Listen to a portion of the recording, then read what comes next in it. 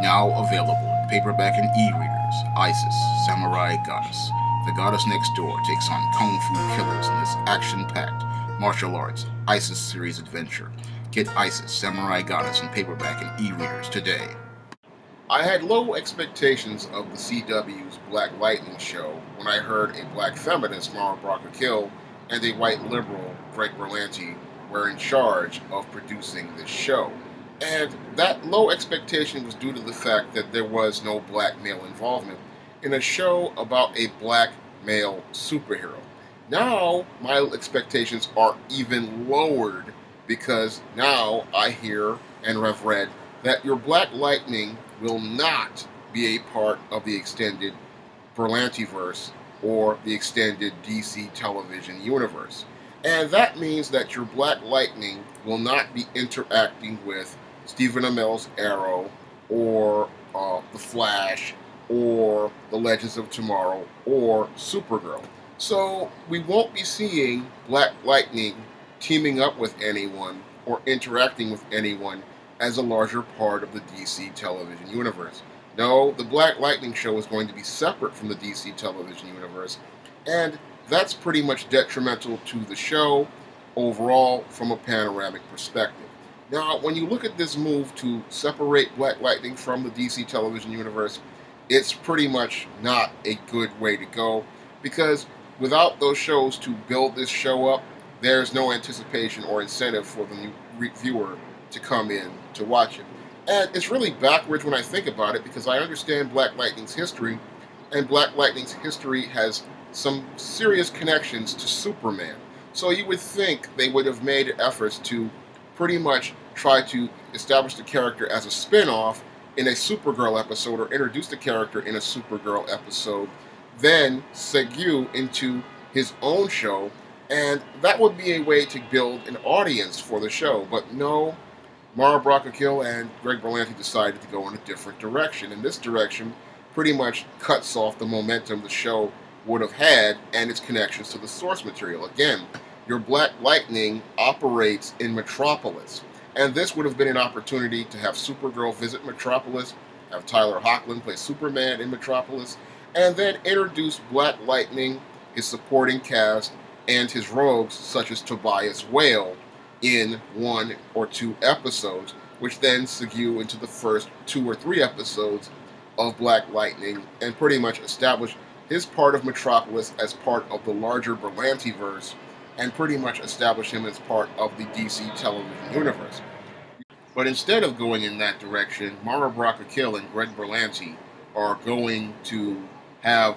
Black Lightning be his own hero in his own separate universe, in the same way that Gotham is its own world. And that's really detrimental to the Black Lightning character, because again, your Black Lightning has connections to Superman, and the opportunity to show him as a part of the DC television universe on a Supergirl episode would have been a ratings bonanza. But I guess there were just too many black people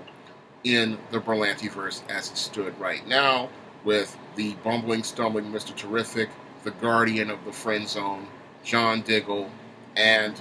Firestorm. So 4 black guys in a room would pretty much make the Berlantiverse the Black Berlantiverse. So I guess they said there's just too many black guys here, so we're going to have to take this Black Lightning and put him in his own separate universe. And again, that's pretty much detrimental to the momentum of the show, because part of watching the show was seeing his connections to Superman. Many comic fans really wanted to see Black Lightning have his connections to Superman, to Supergirl, and the Supergirl universe, because he's a significant connection to it. Moreover, when we look at Arrow, which is pretty much adapting Batman and the Outsiders with its new Team Arrow, it's clear to me that this was also a detrimental move, because if Arrow is pretty much adapting Batman and the Outsiders, you would think Black Lightning would be a part of that as well, because in the comics, Black Lightning was one of the founding members of Batman and the Outsiders. So having him on Arrow would have pretty much, again, been a ratings bonanza, because many comic fans would have nerdgasmed at the sight of Black Lightning on the team, and that would have pretty much cemented it in their minds that, you know, Arrow is the unofficially and becoming the outsiders, because Green Arrow pretty much on Arrow is like Batman in the comics. He's pretty much, a lot of people call him Bat Arrow, and having Black Lightning on this show again would have made it an unofficial cementation that this is the outsiders. So this is another opportunity that Greg Berlanti and Mara Braca Kill are missing by separating their Black Lightning show from the Berlantiverse, because comic fans wanted to see him be a part of the larger universe in the same way that Black Panther, Falcon, and War Machine were pretty much in Captain America Civil War. And that was one of the most defining moments in history as it relates to black superheroes, because it pretty much established that we could have 3 black superheroes in a superhero movie, and they could all have a significant role with the white superheroes. Unfortunately, we're not going to get that in the Berlantiverse anytime soon, and with Black Lightning not being a part of it, we're not going to be able to see a black male character presented in a positive and balanced way, and we really weren't expecting to see that anyway with Mara Braca Kill and Greg Berlanti in charge. And that's what's really sad about this, is that with Black Lightning being in a separate universe, we're pretty much, this show is not going to be able to build any momentum or get any support long term, because if we look at the larger picture of these Berlanti productions and the way black men have been portrayed on them, it really has not been in a positive light, and us not being able to see Black Lightning as a part of the extended universe really doesn't give black viewers an incentive to continue watching any of these shows. Now that we're hearing this, it pretty much shows me that we're going to see, again, more negative images of black men on these superhero shows, not positive ones, because when I look at the bumbling, stumbling Mr. Terrific, who in the comics is one of the world's most smartest men and one of the most skilled fighters on the level of Batman and Black Panther,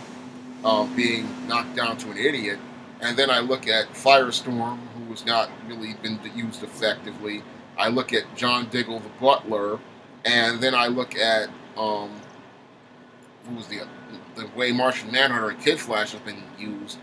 It really makes me shake my head. And then I see here Black Lightning won't be a part of that universe. And again, this is not a positive move for DC and its adaptations of black male superheroes. In fact, it's more of a reason for me to stop watching these shows, especially after I saw the way Chuck Clayton was presented on Riverdale as a black brute. When I think about that, that was one of the things that made me stop watching that show. And what's making me really think about not watching any more of these Berlanti shows is the fact of the way these black characters are presented, the way these black characters are handled, and now the fact that your Black Lightning is pretty much going to be off on his own instead of interacting with the other characters in the DC television universe. If you like this channel, you can support it by donating to my Patreon by clicking the link in the description box. And if you like my books, you can pretty much buy them on Amazon.com by clicking the link in the description box. That's all I have to say for this video. You can comment, rate, and subscribe.